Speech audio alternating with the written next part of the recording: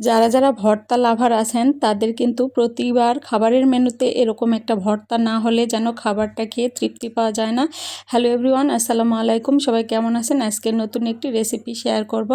তো এই যে এখানে আমি বালা চাউ নিয়েছি। তো এই বালা চাউ দিয়ে আমি আজকে নতুনভাবে একটা ভর্তার রেসিপি শেয়ার করব। আমরা অনেকেই তো বালা চাউ এমনি কাঁচা পেঁয়াজ রসুন বা পেঁয়াজ রসুন ভেজে নিয়ে ভর্তা খেয়েছি, তবে এভাবে হয়তো কেউ ভর্তা খেয়েছেন কিনা আমি জানি না। তবে এভাবে যদি একবার ভর্তা খেয়ে দেখেন তাহলে আমার মনে হয় সবার কাছে এই ভর্তাটা ভালো লাগবে। তো প্রথমে আমি কড়াইয়ে তেল দিয়ে তারপর সেখানে পেঁয়াজ কুচি এবং রসুনের কোয়া দিয়েছি। এরপর আমি শুকনা মরিচ দিয়ে দিলাম।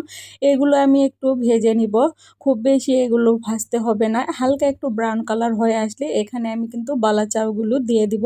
তো আমার কৌটাতে যতগুলো বালা চাউ ছিল সবগুলোই কিন্তু আমি এখানে দিয়ে দিলাম। তারপর এগুলো আমি অল্প কিছুক্ষণ ভেজে নিব। আর আপনারা তো সবাই জানেন যে বালা চাউ আগে থেকেই খাওয়ার জন্য রেডি করা থাকে। অনেকে দেখা যায় যে পেঁয়াজ কুচি, রসুন কুচি আর শুকনো মরিচ ভেজে তারপর সেটা ভর্তা করে নিয়ে বালা চাউগুলো মেখে নিয়ে ভর্তা করে, তাহলে হয়ে যায়। তবে সে ভর্তাটার স্বাদ কিন্তু আলাদা, সেই ভর্তাটা ঝরঝরে হয়। আর এই ভর্তাটা যেহেতু আমি গ্রাইন্ড করে নিব, এ কারণে কিন্তু আমি এভাবে ভেজে নিচ্ছি।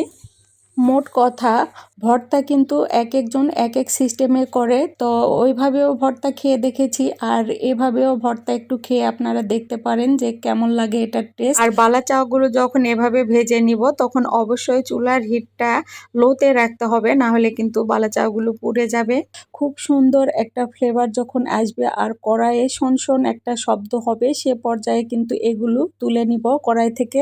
সামনে যেহেতু কুরবানির ঈদ, প্রতিবার খাবারের মেনুতে কিন্তু মাংস থাকবে। তো মাংসর সাথে যদি এরকম একটা বালা চাউয়ের ভর্তা করে নিতে পারেন, তৃপ্তি সহকারে কিন্তু 1 প্লেট ভাতের জায়গায় 2 প্লেট ভাতও খেয়ে নিতে পারবেন। তো যাই হোক, কথা বলতে বলতে কিন্তু বালা চাউগুলো খুব ভালোভাবে ভেজে নিয়েছি। এখন এগুলো সবগুলো একটা গ্রাইন্ডারের জারে নিয়ে নিব। তারপর স্বাদ মতো লবণ আর সরিষার তেল দিয়ে এগুলো গ্রাইন্ড করে নিব।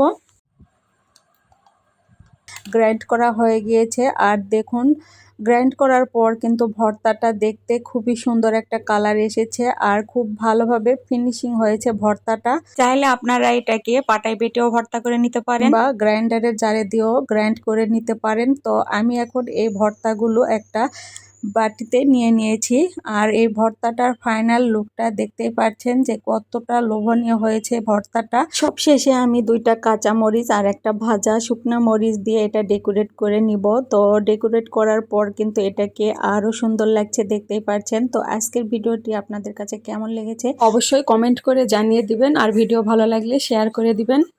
সবার প্রতি শুভকামনা এবং সবাইকে অগ্রিম ঈদ মোবারক জানিয়ে আজকের ভিডিওটি এখানেই শেষ করছি। সবাই সুস্থ থাকবেন, ভালো থাকবেন। আল্লাহ হাফেজ।